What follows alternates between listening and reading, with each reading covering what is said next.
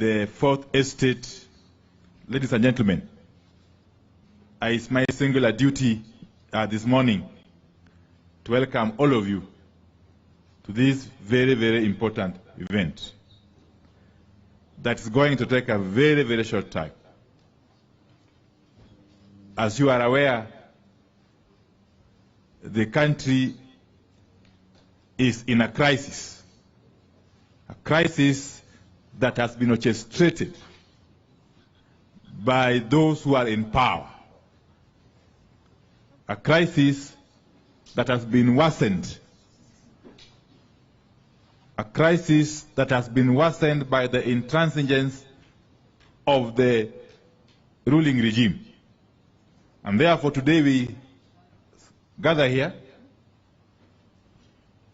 to agree on the way forward to navigate this crisis, especially the crisis which has been exacerbated by the offending Finance Bill 2023.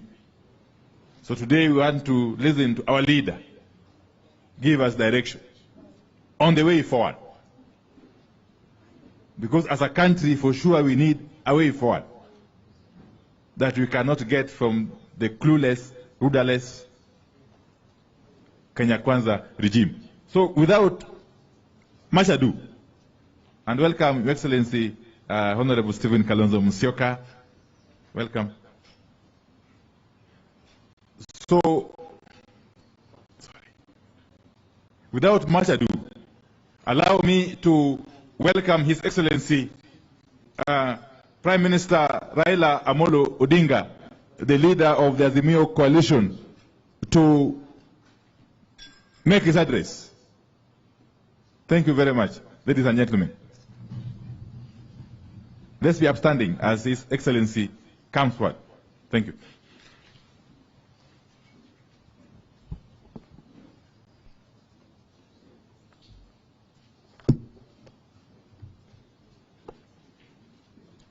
You may be seated.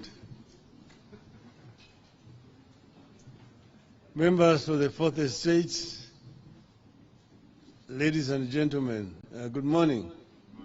Hamjambo. Naona waandishi wa habari wanaonekana wamechelewa. Sijui kama mpata chai au bado hawajatosheka. Now, but let me take the opportunity to welcome you to this Azimio meeting. As the leader of minority of Azimio in Parliament has already said, this is an important occasion today when we want to unveil our position as Azimio on this issue of the finance bill. I want to first take the opportunity and the privilege to introduce the Azimio Economic Council. Azimio Economic Council is led by Honorable Governor Nderitu Muridhi. There. You have Deputy Governor Caroline Karugu. We have Honorable John Mbadi, who is also chairman of ODM, and we have former PS Torome Saitoti. Torome. There are other members who are not there today, but we have a council that consists of 7 members. Now, they have looked at this bill very extensively, and after I've made my remarks today, they are going to make a brief presentation to you to enforce what I'm going to say. Now, we say that next week, the Kenya Kwanza regime will present the highlights of its inaugural budget and revenue-raising measures to the National Assembly. As usual, it seeks to amend laws relating to various taxes and duties, such as the Income Tax Act, Value Added Tax, the VAT Act, Tax Procedures Act, and Excise Duty Act, while proposing new taxes, regulations, and incentives. Today, we lay out our final objection to the revenue-raising measures contained in the Financial Bill 2023.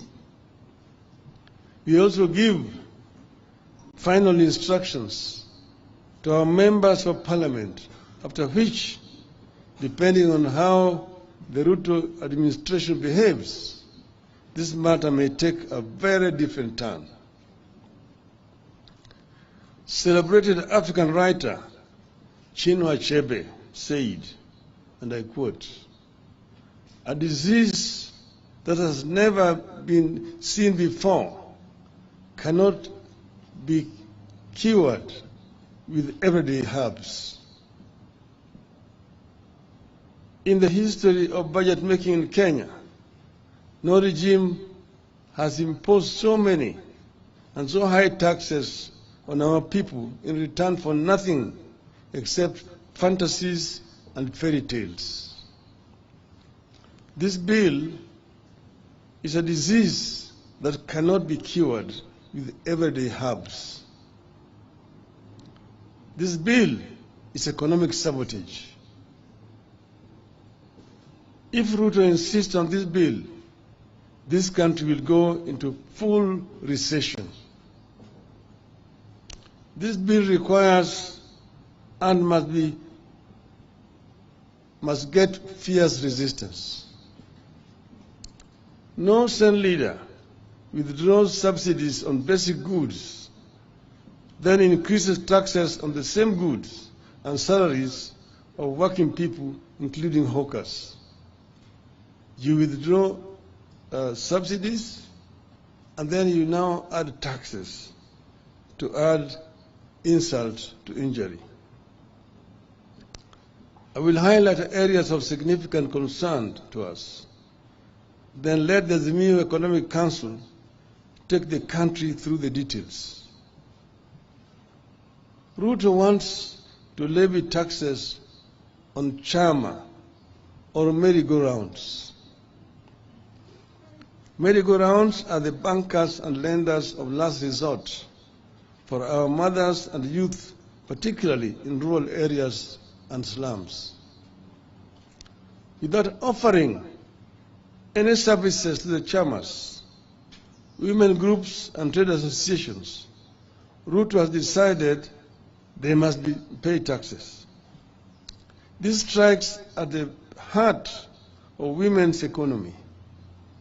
It kills savings and spreads poverty among an already vulnerable group. At a time, the National Hospital Insurance Fund and the National Social Security Fund are failing. Ruto is telling Kenyans to forego 3% of their salaries and deposit it into some fantasy called housing levy. Nobody knows where it is housed. The government cannot agree whether it is a tax or an investment. Nobody knows how government became an investment advisor to Kenyans. They ignore concerns by employers and employees that many pay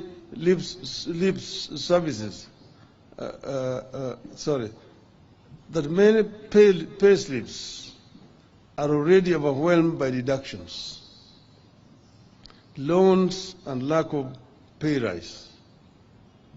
They ignore concerns that this tax will increase business operating costs and force farms to relocate. Already some farms are relocating merely because of the high cost of energy in this country. It is cheaper to manufacture in Egypt and export back to Kenya. Look at the arrogance with which they want to raise turnover tax for businesses from the current 1% to 3%. They are targeting small businesses by reducing turnover of taxable businesses from Kenya shillings 1 million to 500,000. With this, any small business that sells goods and services worth 1,370 daily will pay a turnover tax of 15,000 per year, regardless of whether the business makes a profit or not.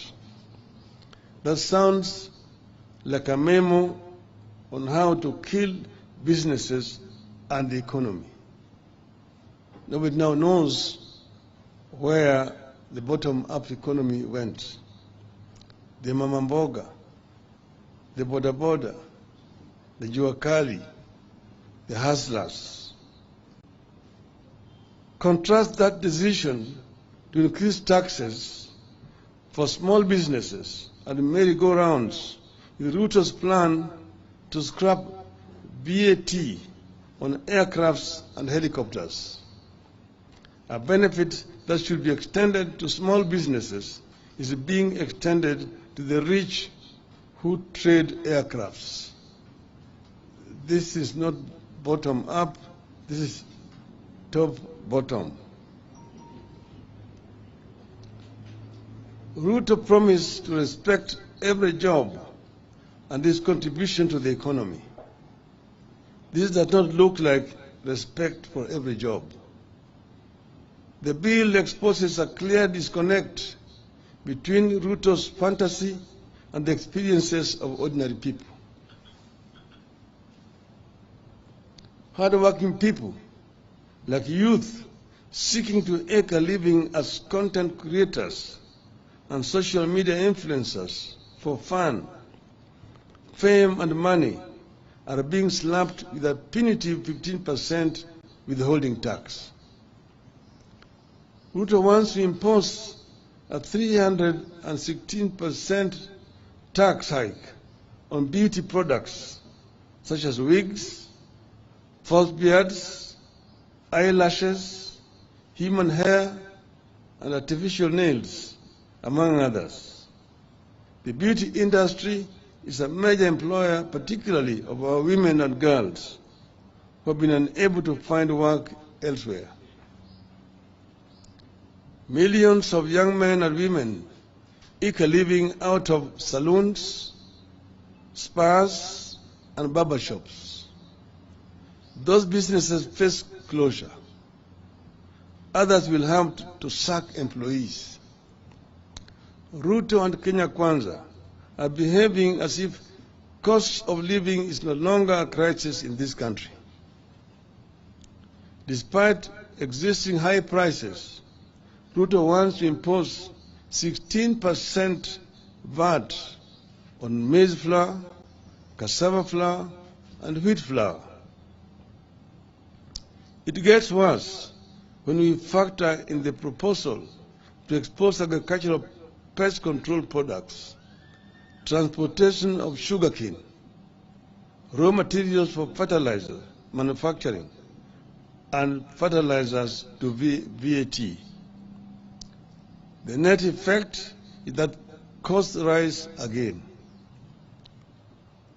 From his fantasy world, Ruto wants to double the VAT on fuel from 8% to 16%.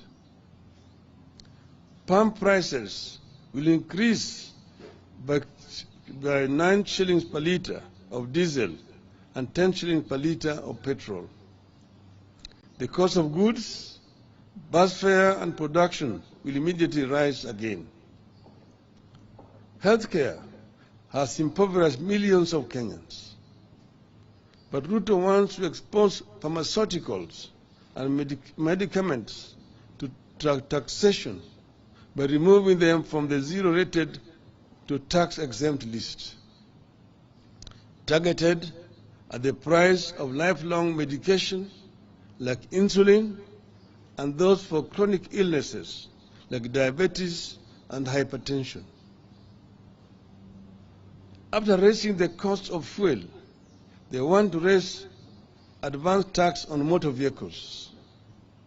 Advance tax on passenger vehicles will increase from the current Kenya shillings 2,400 to at least Kenya shillings 5,000, and from 3,000 to at least 5,000 for commercial vehicles. Trucks will now pay at least 60,000 shillings annually, up from 20,000 shillings. Obviously, the cost will be passed to the consumer, making matatu and taxi transportation more unaffordable.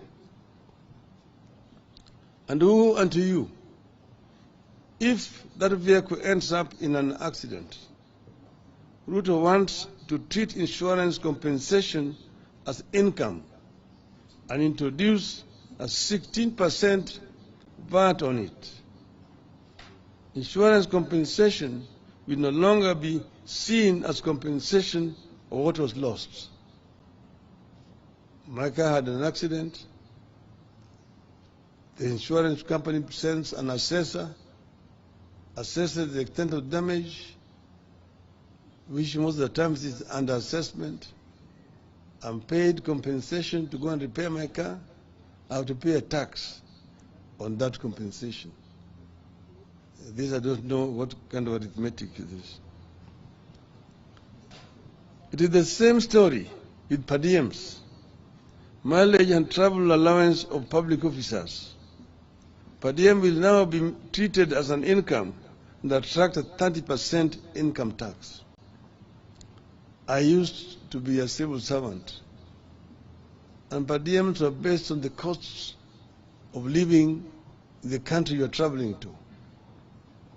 That's why it differed from Tokyo, Oslo, New York, Accra, Cairo, and so on. And whatever you did not use, you are required to retire on return. Now it is an income that you must pay 30% on. You could go on, and it will be tax after tax. Looking at the proposals, one cannot help asking, what planet does Ruto live on? Does he understand what Kenyans are going through? Let me turn briefly to the question of how did we find ourselves here? The official lie is that Kenya Kwanza inherited a broke country. The truth is, the cash crunch has been caused by economic mismanagement, wasteful spending, corruption, and the hiring of incompetent personnel. This worsening economic situation has been manufactured in State House and the office of the President in the last 8 or so months. Government's own data indicates that contrary to what Ruto promised and what he is saying, borrowing has gone up instead of coming down. But strangely, the cash crunch continues. In September 2022, when Uhuru Kenyatta officially handed over to Ruto, Kenya's total debt was 8.701 trillion. I repeat, 8.701 trillion. Of this, 4.33 trillion was external debt, while 4.366 was domestic debt. As at March 2023,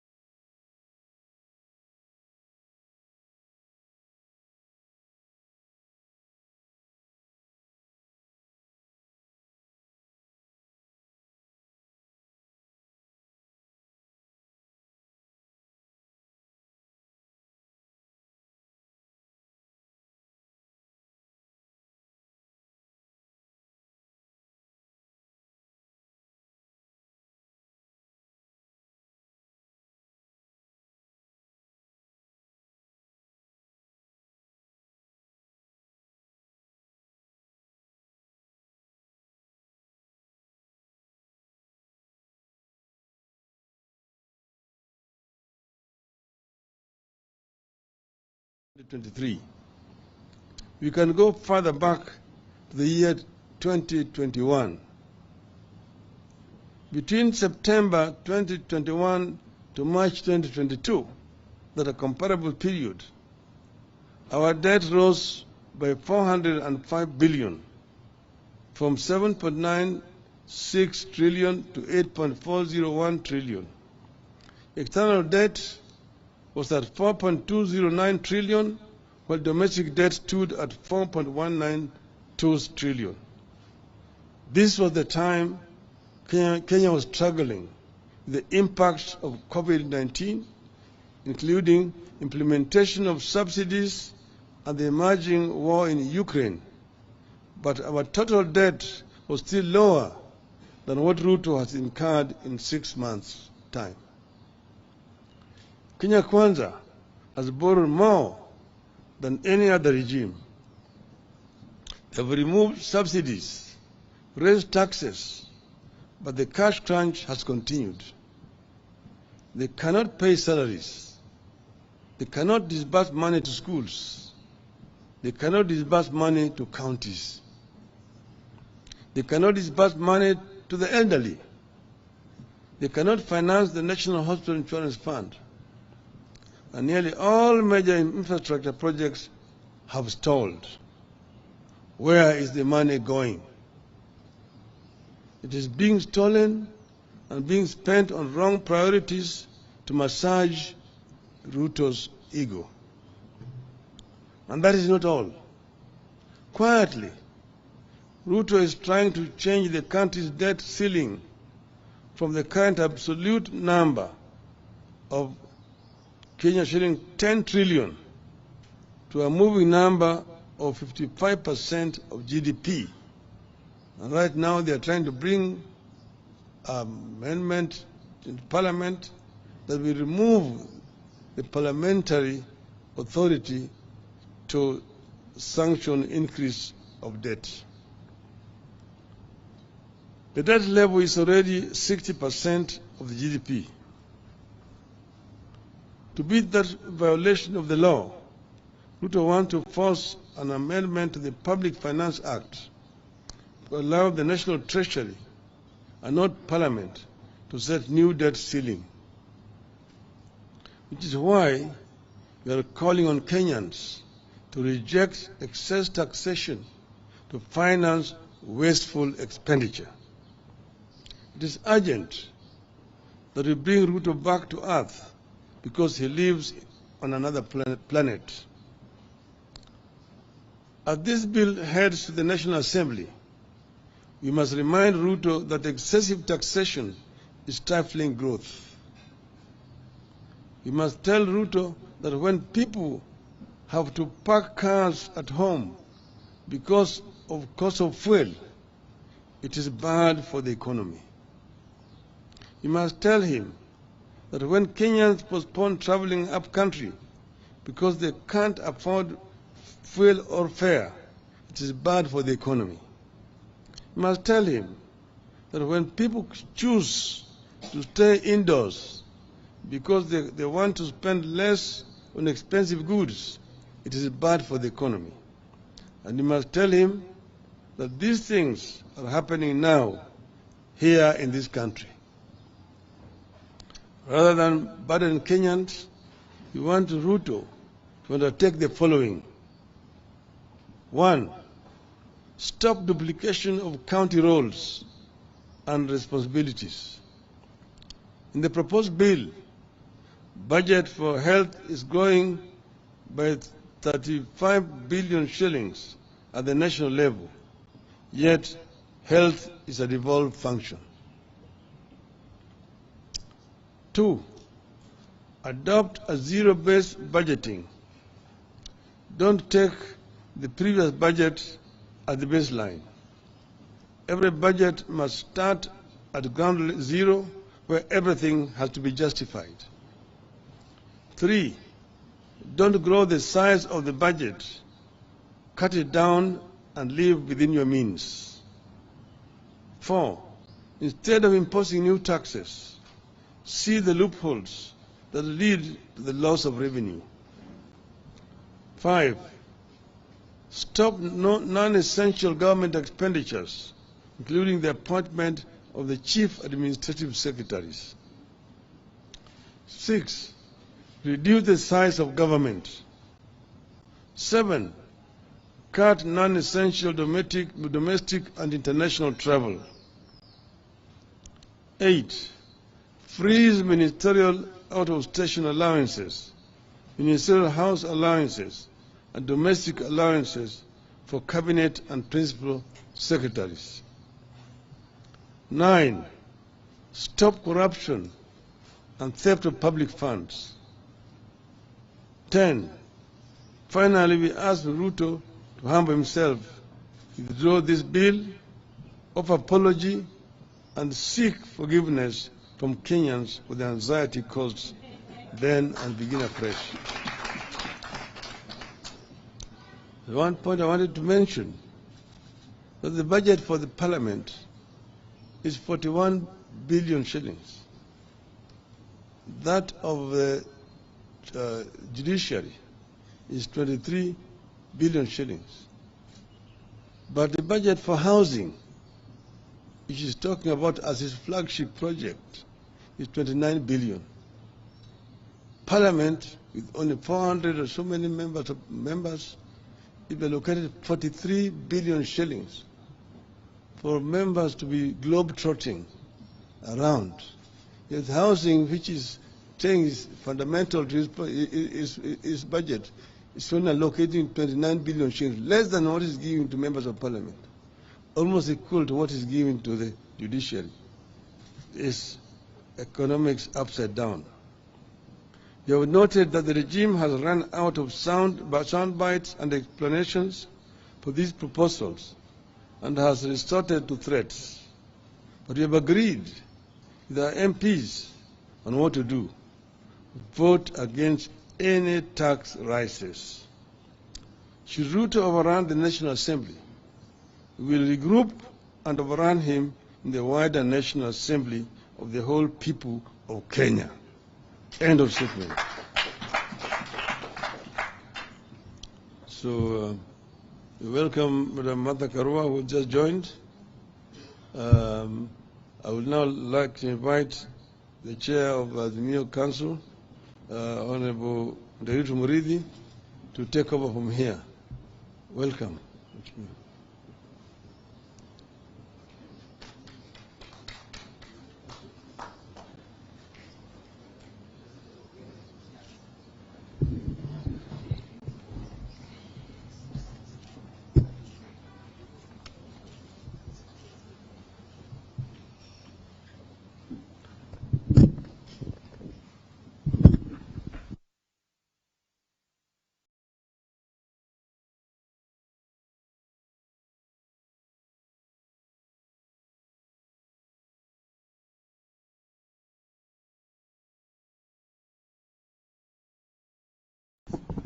Yep. Thank you, Your Excellency.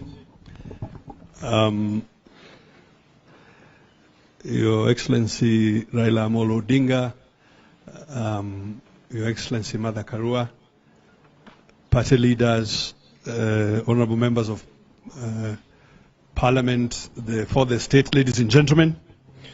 But I think we should have applauded the Honorable Odinga for a fantastic speech. Thank you. So my colleagues and I will simply point you to, if you will, specific clauses, because the Honorable Right Raila Odinga has already given to you the broad strokes and highlights of what is going on. So we'll just go into it, and we'll share the presentation with my colleagues, and at the very end there will be an opportunity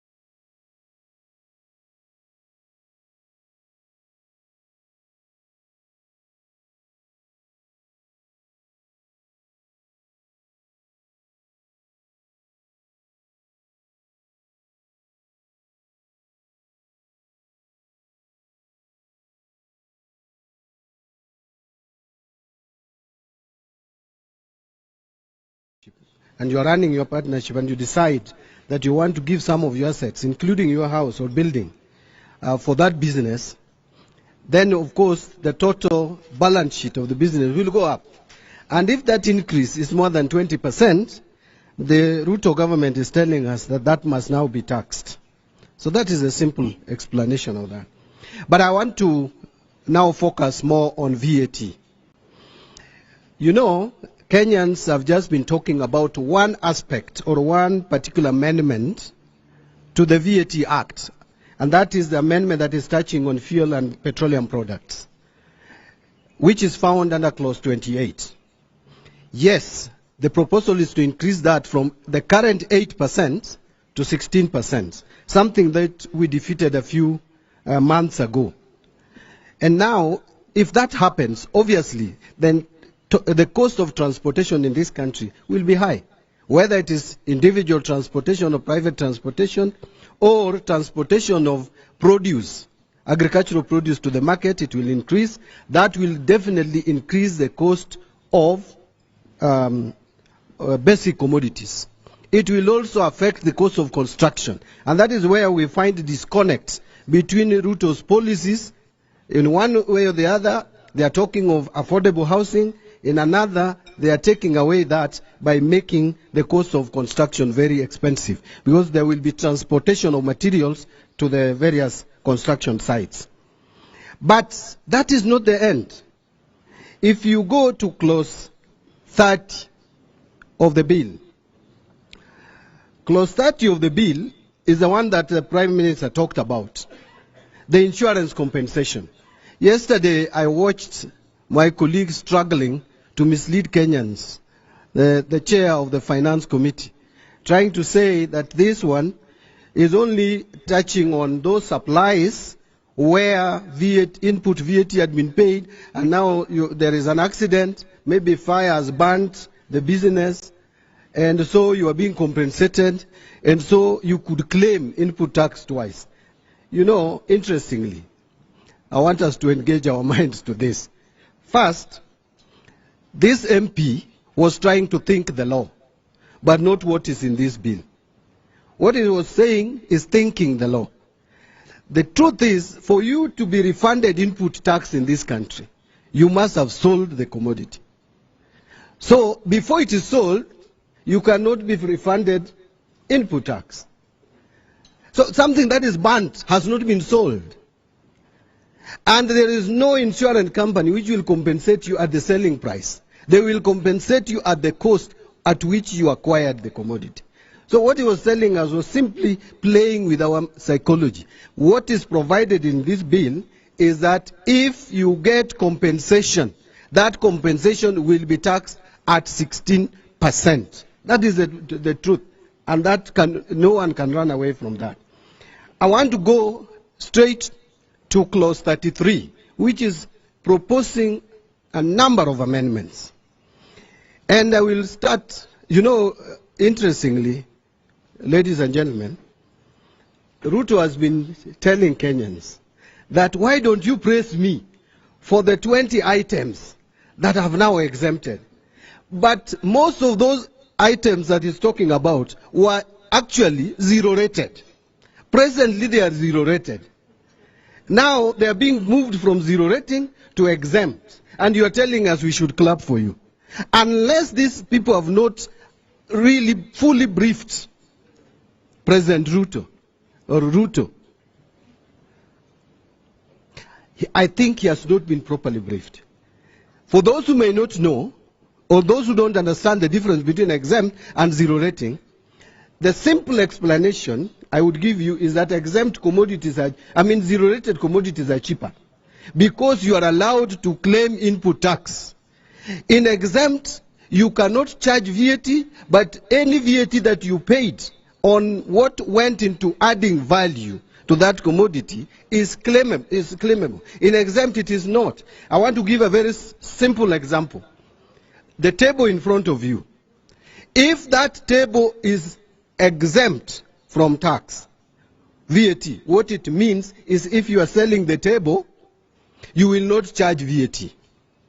But any VAT that you paid on wood or timber that was used to make the table, nails, glue, all that is still subject to VAT. You will not claim that tax. But if it is zero rated, apart from charging zero tax when you are selling the table, you will be allowed to claim any tax that you paid for the nails, for the wood, for the glue, and anything that went into the manufacture of the table.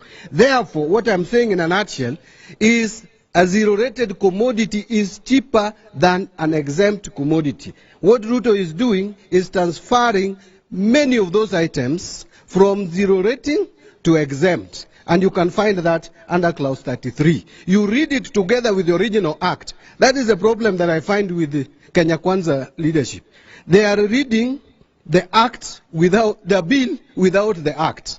So if they are told that pharmaceuticals, for example, are now exempt, they celebrate, they start clapping, not knowing that pharmaceutical products are currently zero rated. And I will mention now what some of those items. One is the maize flour, another is a cassava flour, wheat flour, and we are asking, what is the problem with Kenya Kwanza with unga? They just want to make unga expensive in this country. Are they discouraging us from eating ugali? Or they should tell us. If they don't want us to eat ugali, they should say so. The other item that was initially zero rated, now is going to be exempt, is under clause 33, pharmaceutical products, more particularly insulin. I think the Prime Minister talked about it. Now treating diabetes will be more expensive. Hypertension, and many of us, and the stress that we are going through as a nation, a higher percentage will go through hypertension than experienced previously. Now is the time to make treatment of hypertension should even be more cheaper. The agricultural sector, fertilizer, and you know I was in a studio this morning with the deputy leader of majority, and he was saying that agricultural products like fertilizer are going to be cheaper because the fertilizer and the fertilizer manufacturing raw materials will now be exempt. I was telling him, you know, you are just showing your ignorance to the people of Kenya. Do you know presently it is zero rated? And now you are taking it to exempt. And you want to cheat Kenyans out there that you are making the cost of agricultural product, agricultural sector.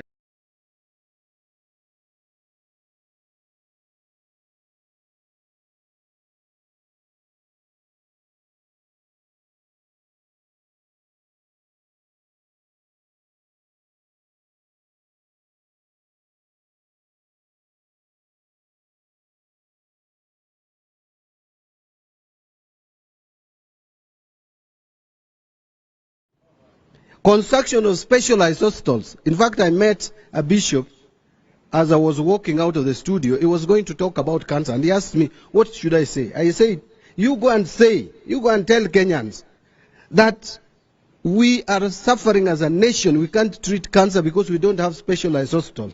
If we get investors who are ready to invest in specialized hospitals to treat cancer and such ailments, presently the materials they use in construction of the hospital facilities would be zero rated. What Ruto is telling you, that must stop, because we don't need to again subsidize or support agricultural products. I want to proceed very quickly because I know time is not on our side. Honorable Nderito has talked about it. If you are doing all this, one would expect you, then you're taxing the poor like this, that you tax then everybody. But those who are able to afford helicopters, and we are not very many in this country, that one you help by reducing or removing them or exempting them from paying VAT. Let me go to excise duty. Mobile money transfer. We are aware and we know that most Kenyans, especially small traders, the most used mode of transacting is mobile money transfer. I am sure almost all of us here have sent money this morning. Why is Kenya Kwanza government increasing excise duty on mobile money transfer from 12% to 15%, but reducing bank transfer charges or excise duty on bank transfer. What is the rationale? Where is the priority? Who do we think about? Who do we consider? Is it the common person or the elite? The beauty supplies, I think the Prime Minister has exhausted that. I don't want to go to that. But we all know what that means. On imported cement, the issue we have, fine, you can protect. There is excise duty of 10%. You can protect the local economy. But there should be harmony in government policies. If you have set in providing houses, it is imagined that the construction of houses is going to be on upward rise. Therefore, you must make raw materials cheap. This is not the time to interfere with duty on cement, because you are going to make cost of construction more expensive. Why don't we start? Then we see our local demand. If the local demand is not so high that we don't need to import cement, then we can go ahead. This is not the end. This is not the last finance bill. Every year we will have finance bills until Jesus comes. This country will have, as long as it exists as a country, we will have finance bill. Let me quickly, I don't want to go to others. I think we have given you, unless there are more questions. I wanted just to talk about two more things. Something that Prime Minister has touched on. You know, as we were very busy, they call it noise, with this noise around finance bill, they have cheekily introduced another small bill here, an amendment to PFM Act. And what they are doing, and I want to agree with the Prime Minister, you know, first, they are now changing the system of setting the debt ceilings from the absolute number, which is 10 trillion now, to what we may call pegging it on GDP.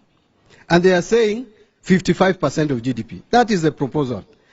But they already know presently that already our debt stock is at 60% of GDP. And they know it will not make sense because you are putting it at 55, it's already at 60. So they have come up with an amendment. And this is Public Finance Management Amendment Bill 2023. This is the amendment, and I want to read it. They say Section 50 of the Principal Act is amended by deleting the words "a limit" and substituting therefore the word "set threshold." So they are replacing limit with threshold. That I would leave to lawyers like His Excellency Kalonzo Musyoka to interpret the difference between limit and threshold. To me, probably it is the same. But then, the worst bit is by inciting the following proviso at the end of the sentence. That, and listen to that, provided that if at any time the Cabinet Secretary is unable to maintain the public debt threshold as required under this subsection, or the regulation made thereunder, the Cabinet Secretary shall submit a written report to Parliament explaining the cause of the breach on the threshold and provide a time bound for a remedial plan. How do you explain breach of law? How do you explain breach of law? And it is saying that the Cabinet Secretary will only submit a report. He is not even seeking approval of the National Assembly. I don't know whether there is any democracy in the world where debt ceiling is set by executive alone. So these guys are running away from accountability. They want to subject, I think they just want to destroy the economy of this country. Otherwise, they would not bring such amendment to the floor of the House. Otherwise, Chairman, thank you so much. Well done. Two other big items. DG Karo Karogo on the housing levy, the tax tribunal, and my colleague and I will speak about the general impacts. Two things to keep in mind about this cheeky amendment to the PFM. Look, there are some things that are presented that are a mirage. One of them is this idea that, debt to GDP and taxation to GDP. We know that some of our external friends say that we should move tax to GDP from 17% to 22%. It's a mirage because you are not taking into account the composition of the GDP. So it's an okay idea to give you a general reference, but you cannot be dogmatic about it. If GDP is in large measure from public expenditure, then you cannot insist on that ratio going up to 22%. And we should encourage everybody to reflect a bit more and not just to parrot what is being said by external forces. The same point about this debt being a percentage of GDP as opposed to an absolute ceiling. The difficulty with it is that because the GDP is growing in large measure because of public expenditure, you are presuming like you can either tax that public expenditure and you cannot. So, and when you analyze it, we hope that you, for the state, explain to Kenyans the meanings of these things so that our colleagues stop taking Kenyans for a ride. Honorable Karo Karugu. Thank you. Thank you. Thank you. Thank you very much. I will head on to an issue that has been canvassed. Just last night, out of 4 hours, I think we spoke about the housing levy for a good 2 hours, 13 minutes, and I was counting. It has been reported, misreported, and I think we are not addressing what is the key issue. And I do not think Ruto also knows what the key problem is with this. What we think is happening around the housing levy is that Ruto has friends somewhere. He has assured them you will be investors and you'll have tenders and you will come and provide us with sockets and wires.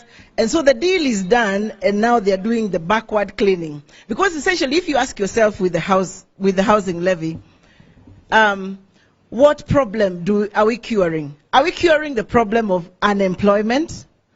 Are we curing the problem of housing? Or is it a problem of income like most of us, those of us in the finance and economics field believe? What is the point of building somebody a house and that person cannot feed themselves?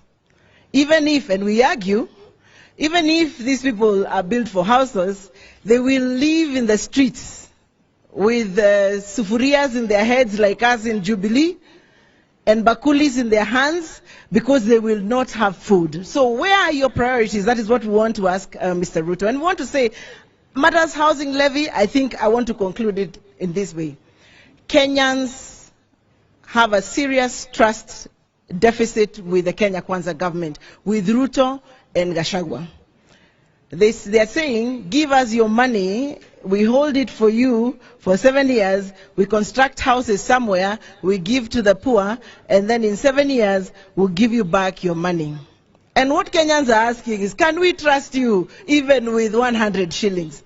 So the question around 1%, 3%, I think those are exterior issues. The issue here is Kenyans are saying unequivocally that they cannot trust Ruto and his government with their savings for 7 years, whether or not the houses will be constructed.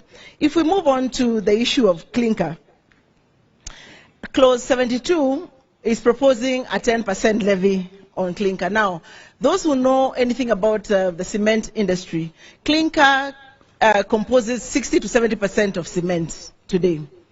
Most of it is imported. Why? Because it's only 2 or 3 of our cement factories who have grinders to grind a stone that is called pulhamite that then creates clinker. Now, the question here is how Ruto is proposing to cure the issue of cost of construction is upside down. Because if you raise importation taxes on cement and on clinker, then what he is trying to tell us is that he's trying to give impetus to the local producers of cement so that they can produce cheaper cement. But the truth is, this is a very expensive country to produce anything, whether you're producing a sweet, that sweet called patco, or a bag of cement. Our cost of production, which is majorly anchored on our cost of energy, is unbelievable. We are the most uncompetitive country in East African region. If you are a manufacturer today, you better go off going to settle up in Rwanda and Tanzania than coming to Kenya. And the issue of energy is easy, and we want to say this to Ruto, and we can give him ideas if our captain allowed us, but we are not here to consult for government. We are not paid by Ruto to consult for him. But this, if you read our manifesto, we had brought up the issue of grid losses in this country. This country is losing 23% of its power on grid losses. Now, let me put that in perspective. 23%, so it's about 0.25% of the power that is produced in Kenya today is lost between production, reticulation, and the end-use customer. In the Azimio manifesto, we had proposed to bring the grid losses down from 23% to 10%. Let me put that further into perspective. Every 1% drop on grid losses is 1.2 billion Kenya shillings. Every 1% drop on grid losses is 1.2 billion shillings saved that can be transferred to the end user. So it doesn't matter how much you raise the cost of you raise the cost of imports.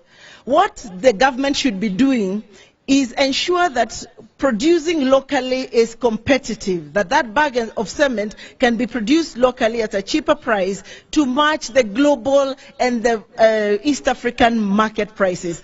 But this obnoxious government is doing the exact opposite.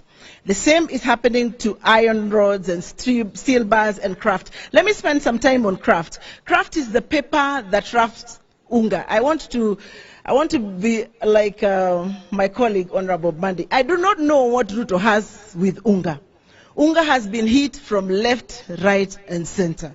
Whether it's VAT, whether it's the actual production of the maize plant in terms of fertilizer and inputs, whether it's the milling, that milling is being hit by the high cost of fuel, whether it's the transportation between the miller and the shop, the transportation costs, I think Baba has said that very clearly. The trucks that are transporting are now going to be paying 60,000 shillings as opposed to 20,000 shillings per ton, which was what was going on. Now, unga, the paper that wraps unga usually is imported. There's a proposal to impose a 10% duty on the wrapping paper. So who will bear this cost? It is you and I who are the consumers of unga. Once again, we want to ask, what problem do you have with unga, Mr. Ruto? Let's go to leather. The industry of leather in this country has shrunk over time. And this is because a lot of rawhide is smuggled out of this country. In fact, the experts are telling us we are losing 70% of our rawhide to China through some smuggling process out of this country. So what Ruto is proposing in clause 67, in clause 62, is that he will impose an export levy, on rawhide. So what will this then do is that it will increase, the impetus of people exporting, rawhide. So what does it then do to our tanneries? We have 9 tanneries. They are working, I'm told, at about 30%. We will be closing these tanneries, and everybody who works there will be asked to go home. Therefore, job losses. Clause 67 is proposing to increase the import declaration fee. I mean, that has been canvassed. I think it was also in Baba's speech, from 1.5 to 2.5%. My argument about importation is create a more efficient, effective internal structure so that goods are produced cheaply, and you expand your tax base so that you do not have to worry about what is coming in because you're already competitive enough. Let me move to the second last item, which is the tax appeal tribunal. Now, something very interesting here is happening. That today, if you have a tax issue, you have a tax case, you will pay KRA 20% of the disputed amount. So today, I am disputing 100 million shillings. I will pay KRA, before we start anything, before I file my case with High Court, I will pay KRA some 20 million shillings. Now, this 20 million will not be earning interest. It will be put in an account we call escrow. So an escrow account, that money will be sitting there waiting for you to decide whether you won or you lost the case. You all know how long it takes in this country to, and the lawyers, I can see Honorable Kalonzo Musyoka is here, Honorable Mother. Cases take an immensely long time. So this money will be sitting there, waiting for the case to be concluded, and you will get back your 20 million shillings 5 years down the line, no interest. That is what Ruto is proposing. Now, once you remove, apart from the fact that it's very unfair, of course, that you have a tax dispute, and over and above that, you're being asked to cough more money, I think from our side, we're saying there is also an issue of evasion of justice. The Constitution is clear. I think the lawyers can guide me. It's Article 48 of the Constitution. And I think I have my Constitution here.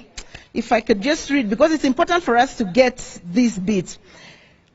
It's about access of justice. The state shall ensure access to justice for all persons, and if any fee is required, it shall be reasonable and shall not impede access to justice. So I don't know how reasonable 20% is. If you ask me a reasonable fee, should be in the decimals, in 0.001, 0.002. That is a reasonable fee. But 20%, Mr. Ruto, by no means is not a reasonable fee, as is prescribed by our Constitution. Last but not least, we talk about the Tax Procedure Act, and this one is extremely interesting. Just like we see in the entire bill, we see Ruto safeguarding his friends. So if you are a friend, I think what he has realized is a lot of his friends have issues with taxes. Because in clause 51, he's proposing an amnesty on any interest, penalties, fees for anybody who has a tax dispute as at 31st of December 2022. Apart from the fact that this sets a very, very bad precedence, because then if I'm the president next time, I will just ask my buddies, how many of you have cases? I can offer you amnesty. So it sets a bad precedence. But we read mischief in this particular amnesty, and we know they're all in government, all of them who have issues with KRA, whose factories have been closed. So what he's telling his friends is that I will give you amnesty until 2024. Please go and sort out your issues. I will scrap your fees and your penalties. I thank you very much for the privilege of your attention. Those are my issues. Thank you.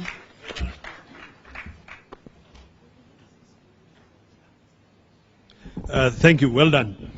As the Honourable Badi encouraged Honourable members and Kenyans at large, read the provisos, read the proposal, and check what it is proposing to change. Because if you just read the change, you might think it's a benign change, not knowing that it's not a benign change. Like this issue of the import declaration fees.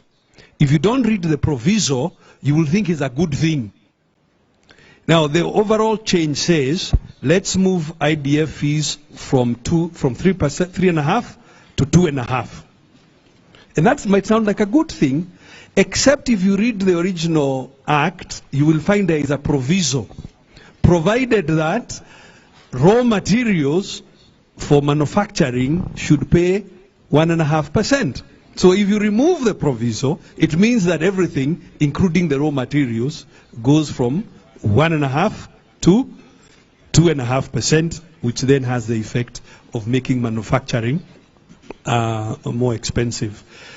We would like to allow perhaps 3 questions of a technical nature, because the presentation is not fully finished. The principals will make interventions at a policy level. So if members of the further state have, let's allow no more than 3 technical questions.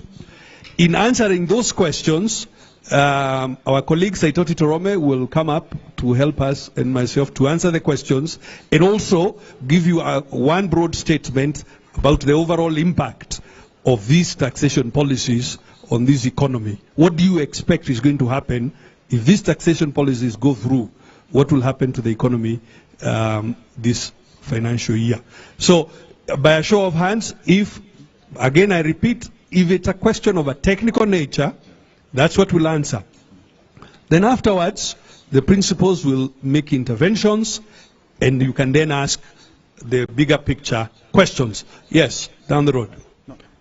Yeah, Chairman, we are not going to take just from members of the press alone, even other participants. If you have a question, just raise your hand and you'll be able to ask. Any questions? Of a technical nature. As we do so, Saitoti Torome, please come up to make one statement around the impact. Questions? Okay. Okay.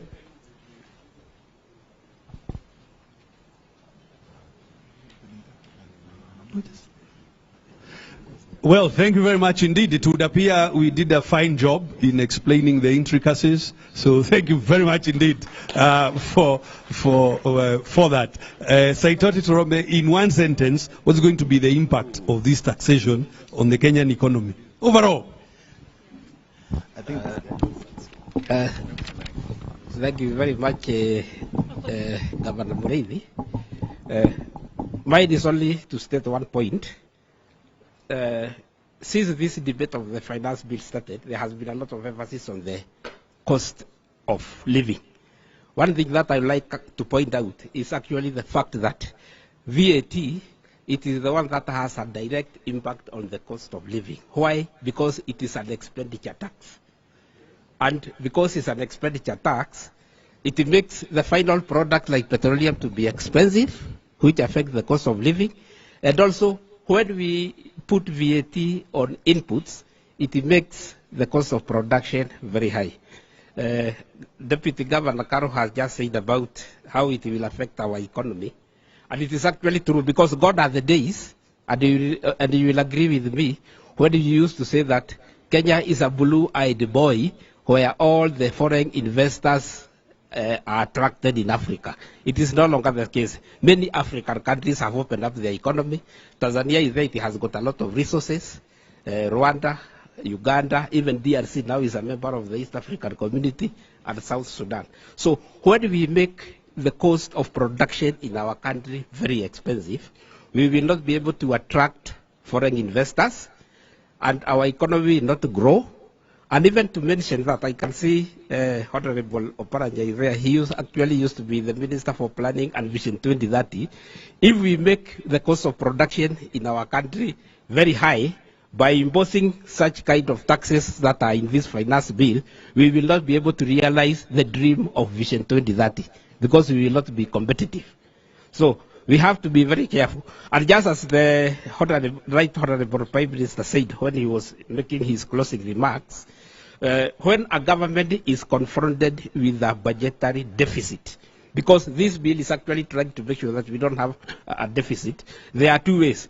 You either increase revenue, you borrow from the public through central bank, or you can even lower the budget.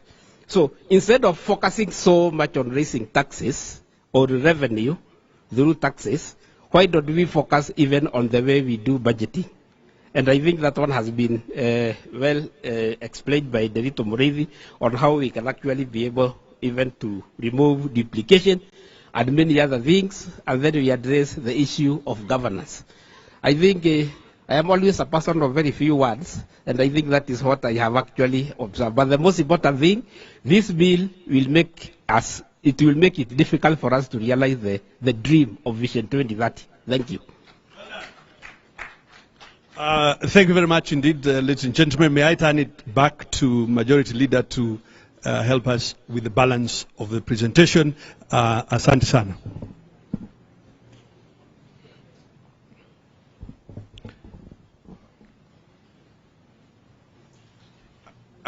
Can we give a final round of applause to our Economic Council for a wonderful job? They'll be leaving now to join some other crucial meeting happening next door. So we shall be excusing the members of the Economic Council. Yes. But in the meantime, please allow me to invite Her Excellency Martha Karua to come and forward and address us. Karibu sana, Mheshimiwa Martha Karua.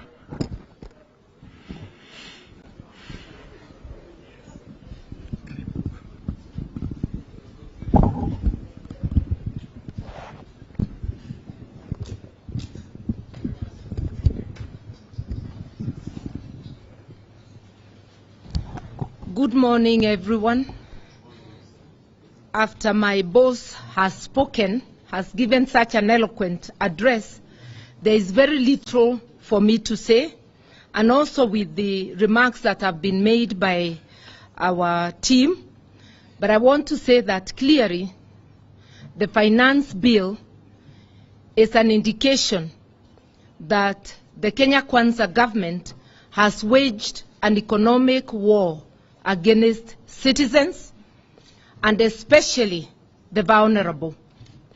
You would expect that during these hard times, there would be measures to cushion the vulnerable. You would expect that food items, critical items, you remember that Azimio has been on the forefront of asking for the lowering of cost of living, actually demanding for the lowering of cost of living. This bill is a contempt card on those demands because its net effect will be to push the cost of living upwards, as has been very eloquently explained. Once you raise VAT on fuel, there's a ripple effect on virtually everything. When you tax exempt things that were zero rated, once again, the effect is pushing the prices up of essential items such as medicine, critical medicine. That, with the current status of NHIF, it means the average person will not have access to critical medicine. And in Kenya, we say families are just one sickness away from abject poverty. So when you move critical medicines to exempt, tax exempt, and push their prices up, it means this bill is going to directly cause deaths, suffering and death to many Kenyans. It also means that food will be less accessible. Already, we have a crisis of people not being able to have meals on their table. With the joblessness, with the cost of living being up, Kenyans have been shown by the Kenya Kwanza regime that they are on their own. This is happening in a context where the expenditure, non-essential expenditure, for the office of the president, for the office of the deputy president, for the prime cabinet secretary, luxury items, they have pushed the budget up for travel, the example being led by the office of the president. They have pushed the amount for purchase of non-essential items, fuel, gasolines. Cars are not an essential, especially if they are just discarding cars they found that have not lived have not done their time. Just because you have come in, you buy new vehicles at a time our economy is in crisis. They talk of austerity measures on one hand. On the other hand, they are lavishly spending like there is no tomorrow. So just a look at what is happening. If you look at the finance bill as against the budget proposals, because the increase in expenditure is well captured in the budget proposals, it is quite clear that Kenyans are on their own and that this is a cruel and caring regime which does not care at all if Kenyans die of hunger, if children fail to go to school, or if people die because they cannot access medical services. I would urge, especially our Azimio members of parliament, as you debate, let us not be hoodwinked to concentrate only on the issue of the housing fund. This bill has so much poison in it, which needs to be unpackaged to Kenyans, item by item. And here there can be division of labor, because no single person will have enough time, whether in the media or in parliament, to analyze all the sections of the bill, so that we unpackage this as easily as we can to Kenyans, so that the Mamamboga knows and the artisan that their targets of punitive taxes. I'm using the word punitive. When you start charging turnover tax to people whose income is less than 2,000 shillings a day, because they are aiming at people who are earning 1,300 for taxation. That's a person selling mandazi or chapatis on the roadside. These are very, very punitive measures, and this is something that should be resisted. And if the Kenya Kwanza government goes through with it like they have threatened, Kenyans must get ready to take action, remembering sovereignty is in their hands. And without much ado, I'll call upon my brother, His Excellency, Dr. Alonzo Musyoka, even to offer greetings. Much has been said. You are not being asked for much, just greetings. Asante, you done it so well.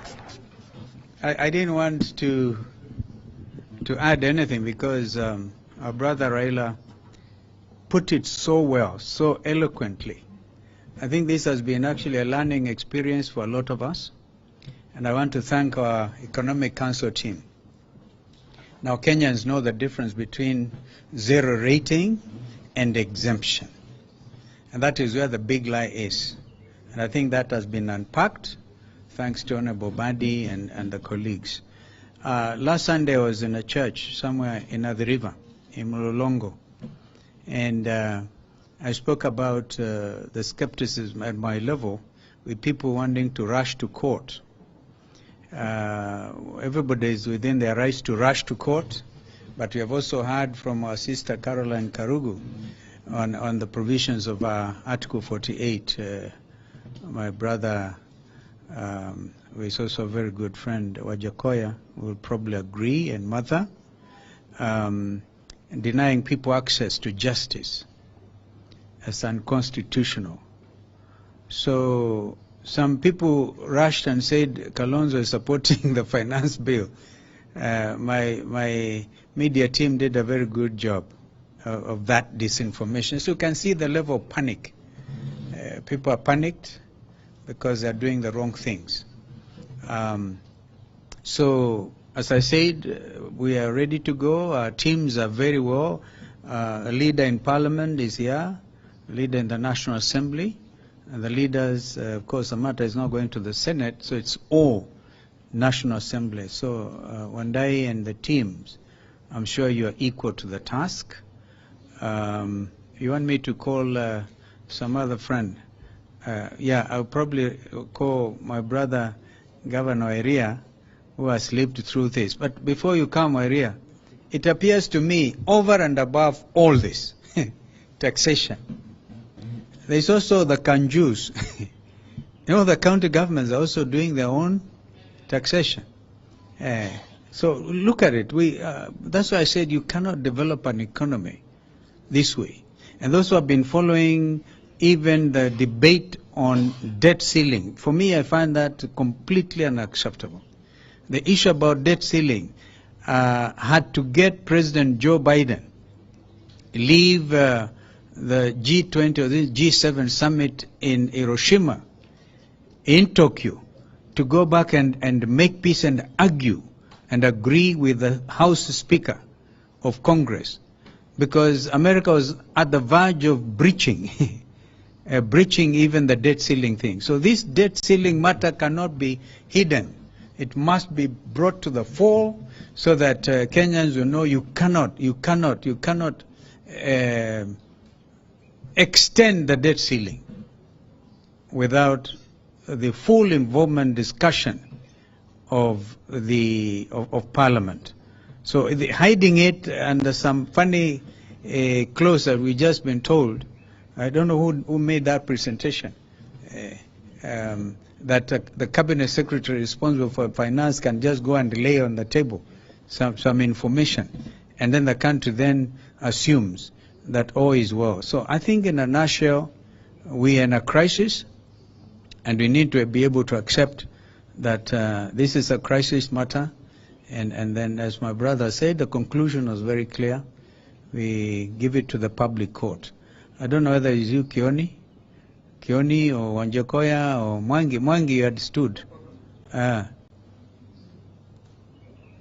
I said, I had nothing useful to add. That's why I was muttering around. But I hope I've managed to clear some issues. Thank you. Thank you very much. I think from a broader sense, we need to look at this budget vis-a-vis the commitments which Kenya Kwanza gave to Kenyans, because that's why they were voted into office.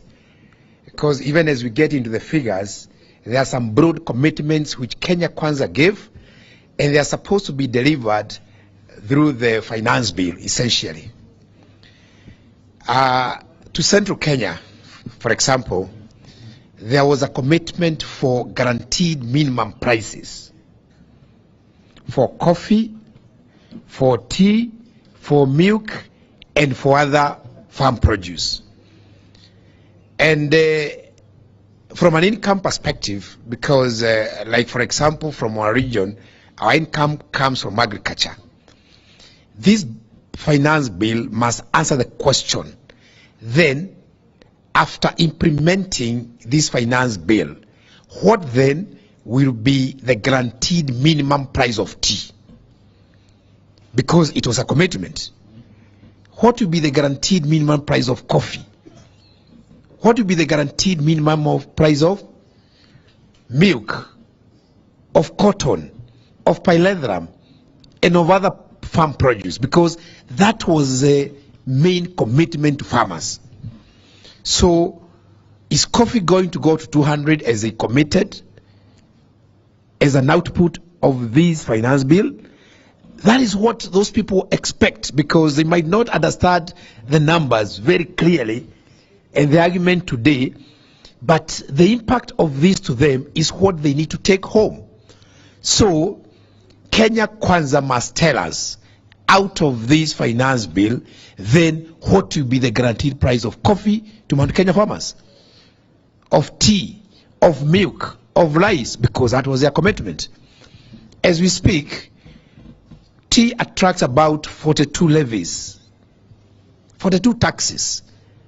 And when I was a governor, together with the governor of Kericho, we had actually gone to court, and the matter is still in court, trying to challenge the 42 levies against tea as a crop or as a sector The matter is still in court. So those are the matters which this bill is supposed to be resolving for our farmers.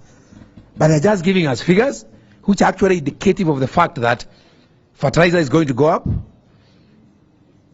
the cost of transport is going to go up, packaging costs is going to go up. So when are we going then? How are we then going to get those deliverables? That is very important. They must tell, especially because I'm from Central and I'm not biased, and I'm speaking also for others, then what will be the price of the guaranteed minimum price of coffee to farmers? Tea, milk, cotton, that was a commitment. So they can do what they want, but then announce those prices as part of the finance bill. Lastly, this is not the only finance bill. We are going to have other 47 finance bills from every county. And because the model is the same, and the principle is the same, and the alignment is Kenya Kwanza, and this is a philosophy, it means we now expect worse bills from the counties. So how are we going then to marry the county finance bills and this finance bill and then say this is the overall burden to our people? Because this is half of the burden, or partial burden. So someone need to tell us then what will be the overall impact, because this is half the journey. There is another one which is going to come from the devolved system. What will be the overall impact to the average Kenyan of this bill? Because the other levies which are being discussed, and they have been encouraged, by the way, to make sure that they raise as much money as possible, because there is no money from Treasury. So as we look at it, we need to then ask what will be the overall impact, and we also need to assess, and our team need to get into the county finance bills so that we know the overall impact of this year's finance budget from both national and county governments. Thank you.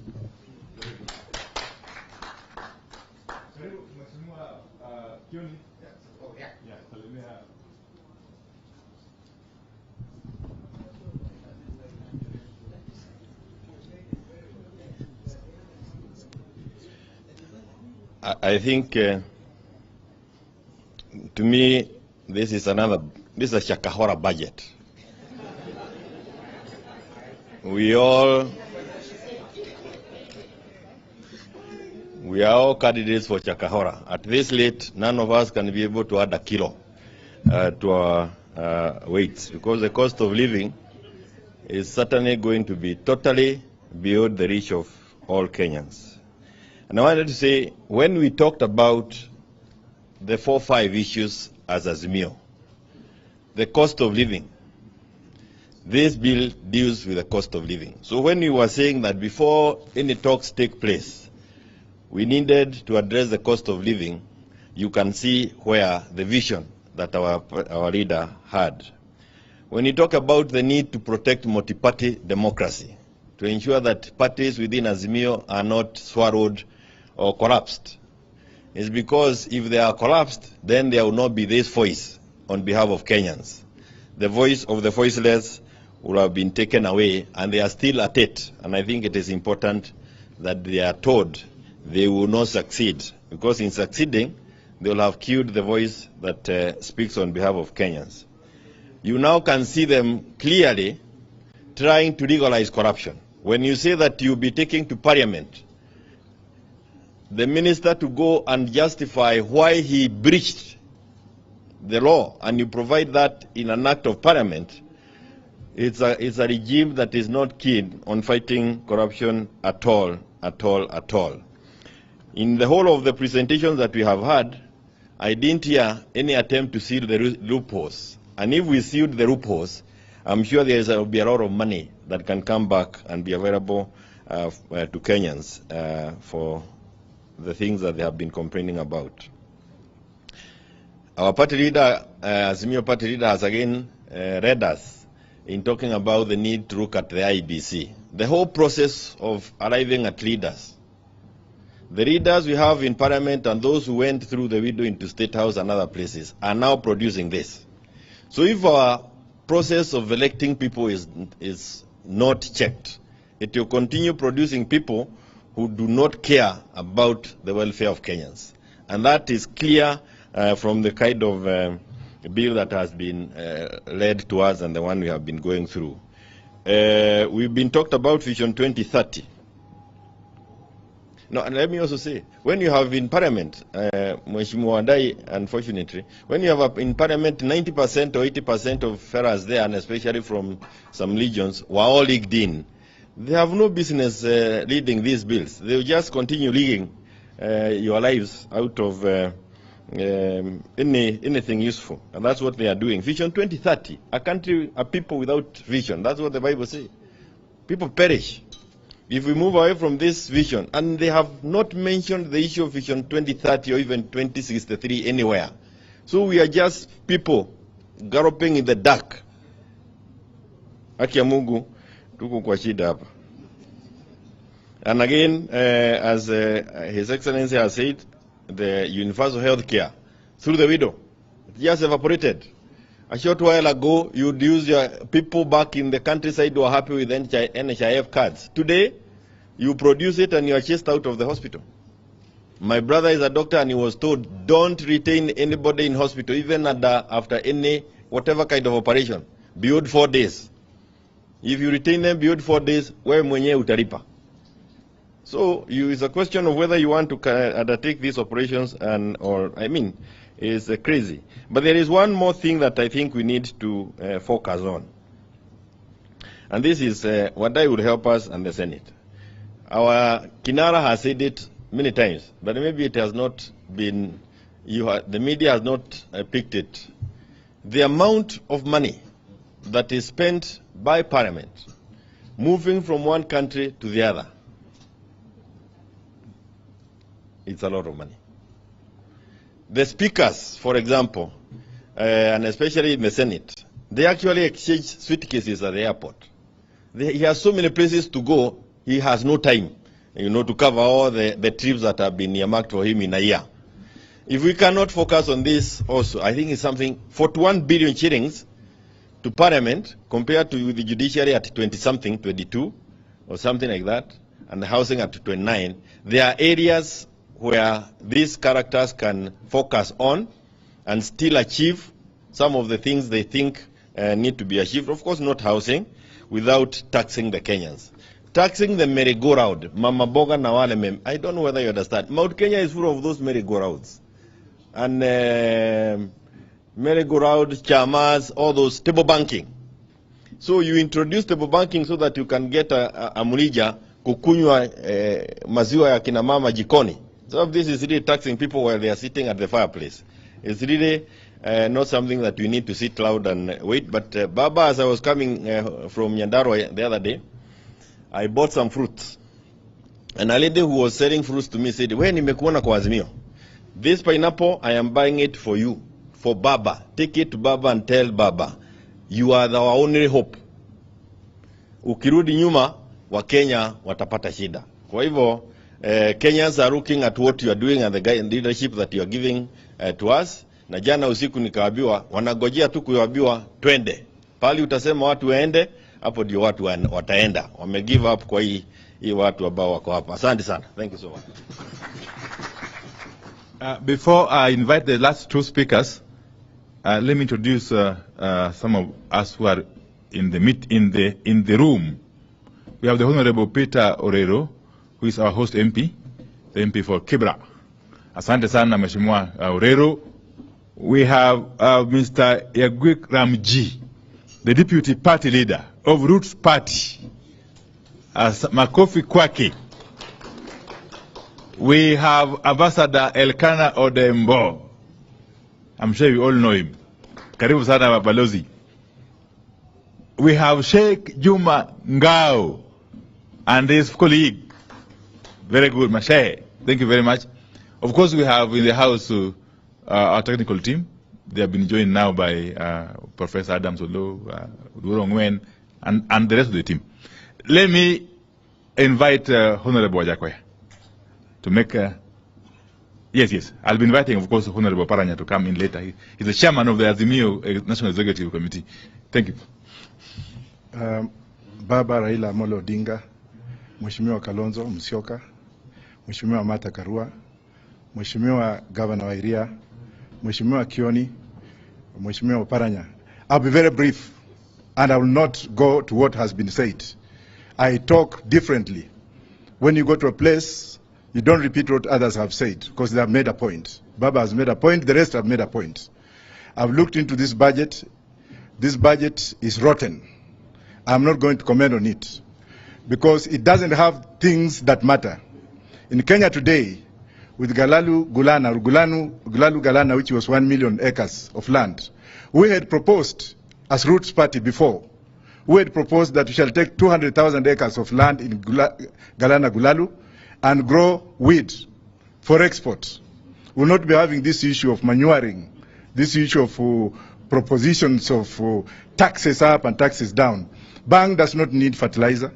Bang does not need to be nurtured. It only grows for 4 months. But the reason why I'm talking of bank economics is the world has moved away from this miniature kind of budgetary system which are imposed by the World Bank, IMF, or Bretton Woods institutions.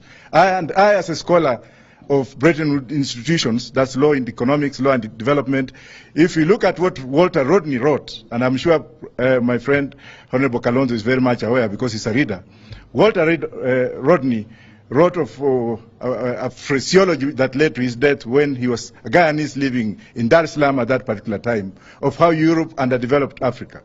So we are talking of hegemony of development and undermining underdevelopment, because they are looking at us and saying that Africans have no conscience. We have to develop them.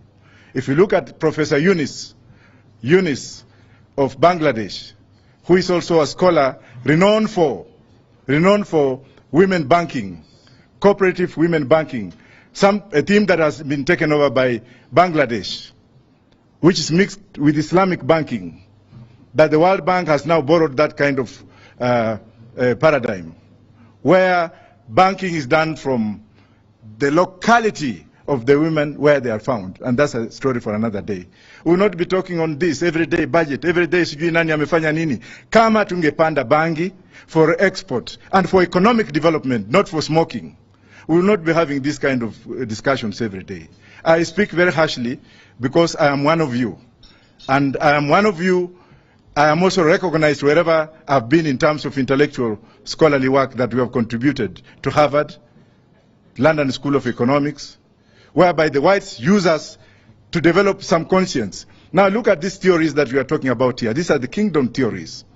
There are theories that are violating what we call kingdom theories, where they talk of the garbage can and the policies.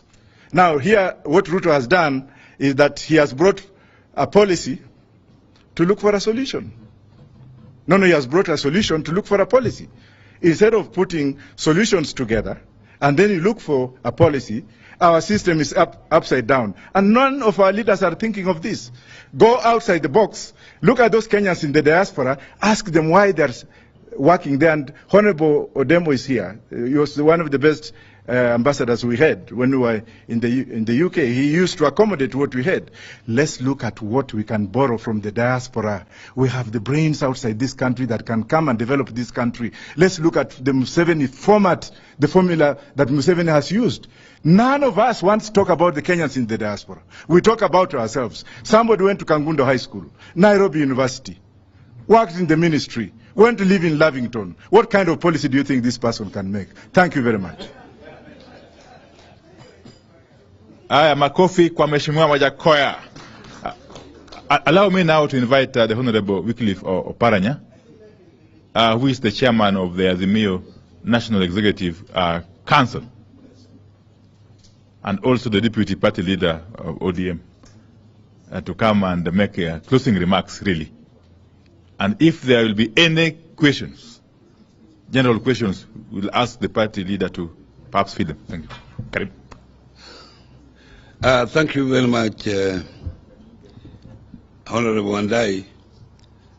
I want to apologize that I came in late. I was late, so I decided to sit at the back because I was late. And it was because of other commitments that I had earlier that I could not skip. So I want to apologize. Now, Wajakoya said that my brother, that we plant bangi for export.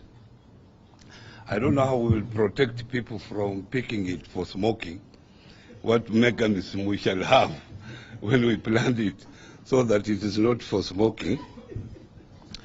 But let me tell you that one of the principles of taxation is simplicity. Simplicity is a key principle of taxation. And simplicity in two ways. One, how you calculate it. It should be understood by the taxpayer that this is how tax will be calculated, and he can even calculate himself or herself and pay voluntarily, because it's very simple. And the second one is how you collect it, because you have to look at the cost of collection versus the tax itself. Because if the collection is very expensive, more than even the tax itself, then that's not a good tax. So if you look at this taxation, they are lowering the threshold for turnover tax. It means there will be so many people in that net. Even Mama Mboga will be in that net. Then how are you going to collect that tax? Will you go around harassing Mama Mboga, collecting it? So that is going to be an issue. But ladies and gentlemen, remember, you are talking about Ruto, and I've said here even before, these are not Ruto's proposal. You know very well who put Ruto in power. These are the people who are telling him that if we have to keep you in power, to continue in power, this is what you should do. And we shall continue supporting you so long as you do what we tell you. That's all. I don't think even Ruto has read this taxation bill. I don't think. It is just being imposed on him. And as you go through it, remember that. Now, the finance, our economic committee was here. There is an issue that I picked up in the finance bill, that they are making a proposal to zero rate VAT on acquisition of going concern. Companies that already exist, that if you come and acquire that company, you will not pay VAT. Who are these people? You know, you acquire a company when you are rich. So if you are a rich man, you are coming to acquire Kenya pipeline. Why should I exempt you from VAT? Zero rate VAT that you are going to pay. It means, and you remember, it means already these people are now targeting these companies to acquire them cheaply. Because how do you attract even investors to come and acquire already the existing company? You attract investors to come and invest in new ventures and not going concern. Because going concern, they are already there. So, not that. And I think that should also be picked up. Now, I have a friend of mine who is in Uganda.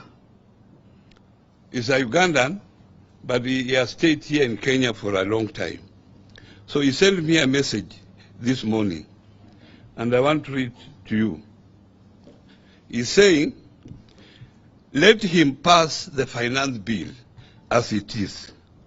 What is wrong with you people? You have to let him make mistakes. That should be your strategy. If you help him to make good decisions, how will you remove him? You are supposed to make a little noise for record purposes that you opposed it, but don't make it too strong. He will correct the mistake then. What becomes of your talking point? And this is my last shot. Thank you.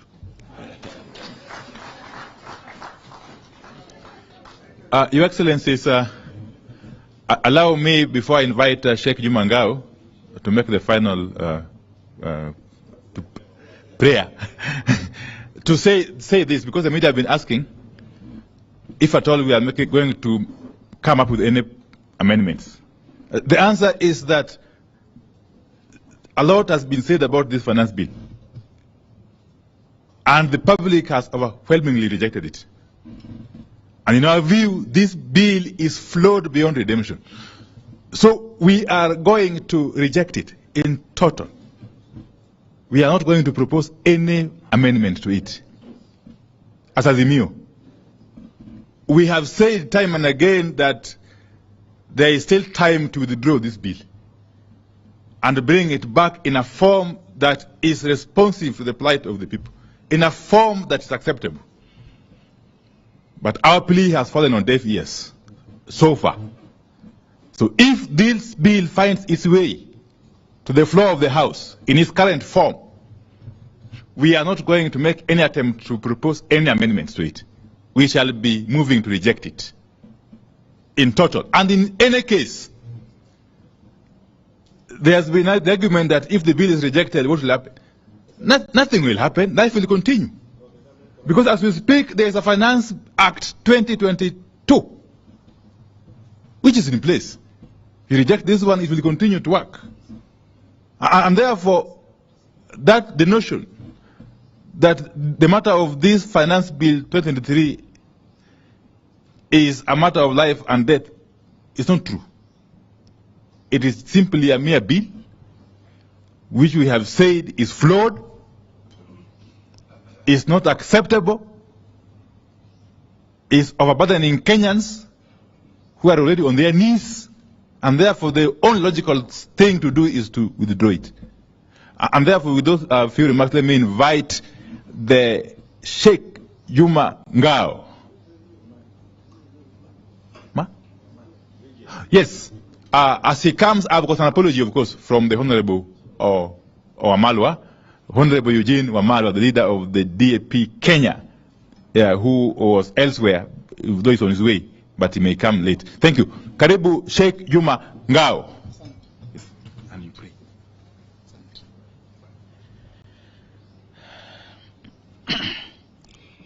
Assalamu alaikum.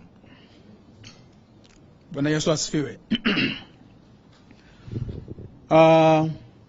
Mheshimiwa Rais wetu wa Azimio Baba Raila Amolo Odinga, naibu wetu Mama Martha,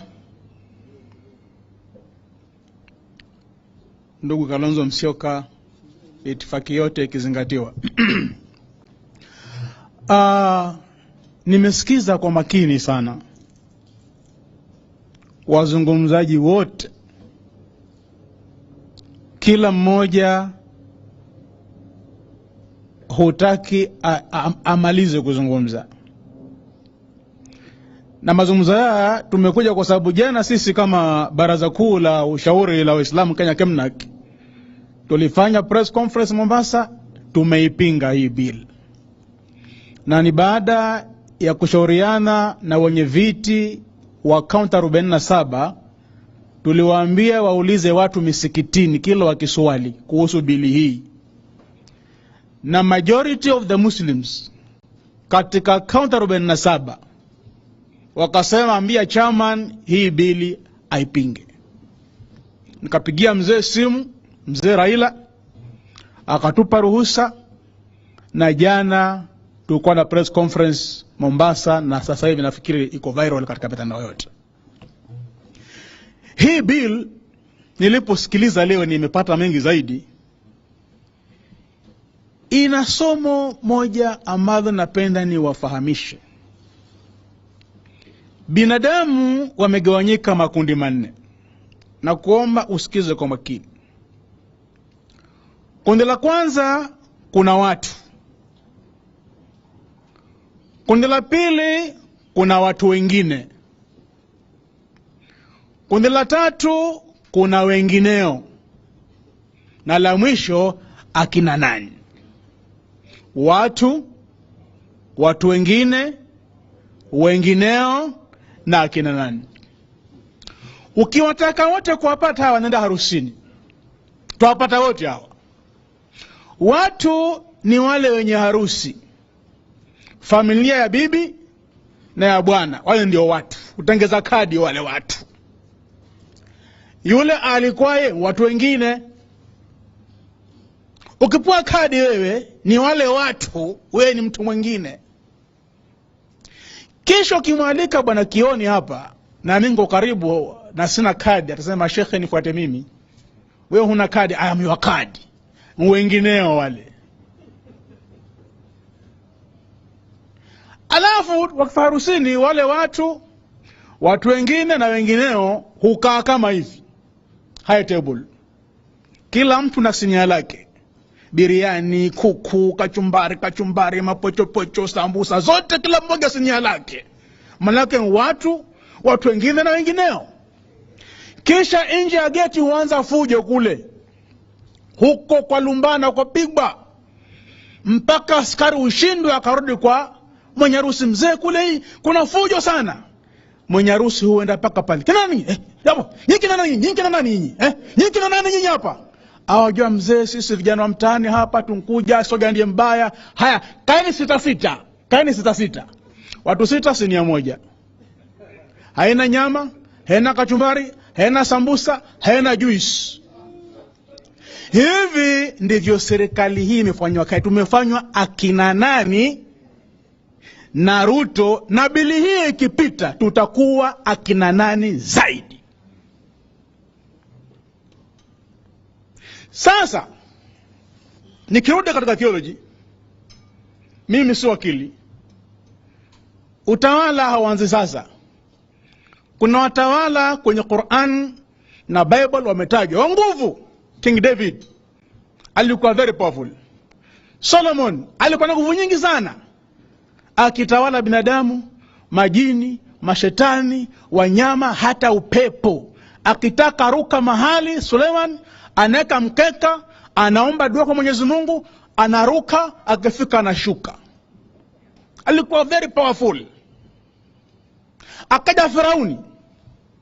Asa Solomon na David hawakumwasi Mwenyezi Mungu, alitawala vizuri. Firauni akaja akakosa. Akatesa Mayahudi, akaoa watoto wachanga wa Kiyahudi, akafanya uchumi wa Misri mbaya kama huu. Mbingu zikachukua hatua. Lepelekewa Nabii Musa, akaonywa, hakusikia. Akapelekewa Haruni, akaonywa, hakusikia. Mbingu zikachukua hatua kwa utawala huo, akadidimizwa Red Sea. Yeye na jeshi lake. Sijui katiba yasemaje, rais akiwa hivi kama huyu hapa, katiba yasemaje? Mimi sio wakili, unajua. Ikiwa Mungu alipofsinywa na Firauni anachinja watoto wa Kiyahudi, amepandisha tax, maisha ni magumu, ameongea na Musa hasikii, Haruna akamonya hakusikia, maisha ilipokuwa ngumu, mbingu zichukua hatua. Alidimizwa Red Sea na Mayahudi wakaokolewa, wakaenda Canaan. Katiba yasema nini ikiwa rais wa nchi anaharibu nchi kama hivi? Katiba yasema nini ikiwa rais wa nchi anafanya tuwe akina nani? Manake hii kipita hutaweza lisha familia yako yote kila siku. Itabidi iwe sahani moja, watu 6 au watu 10. Yani kila tutakuwa akina nani, kila family, Coast, Nairobi, Eastern, tutakuwa ni akina nani? Sahani moja, watu 10 washikeshike, hawakushiba. Kama mtu anafanya taifa linakuwa akina nani, hatui watu, si watu wengine, si wengineo, tunakuwa akina nani? Mtawala akifanya wananchi kuwa akina nani, katiba yasemaje? Ni homework. Mimi si wakili. Asalamu alaykum.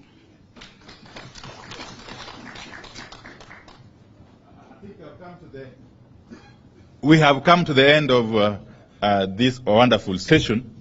So unless there's some burning question, very burning question, from the media, we shall be calling it a day. Yes? We are okay. No. We are okay, Phil. Asanteni sana. Mwenyezi Mungu awabariki. God bless.